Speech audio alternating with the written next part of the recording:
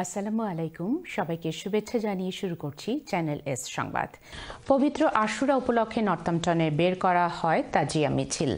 স্মরণ করা হয় হিজরি 61 সনের হৃদয় বিদারক ঘটনা। শোককে শক্তিতে রূপান্তর, অন্যায়ের বিরুদ্ধে সত্যর জয়ের বার্তা নিয়ে তাজিয়া মিছিলে অংশ নেয় প্রায় 3 শতাধিক শিয়া মুসলিম। বিস্তারিত জানাচ্ছেন এহসানুল ইসলাম চৌধুরী শামীম।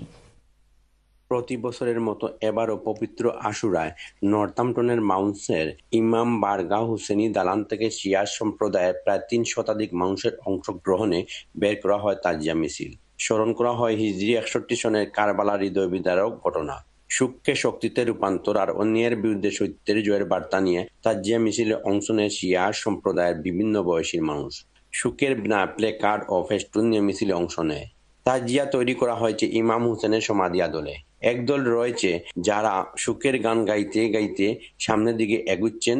এছাড়া অনেকেই বুক চাপড়ে হাই হুসেন বলে মাতম করছেন। মিছিল ঘিরে ছিল কয়েক স্তরের নিরাপত্তা।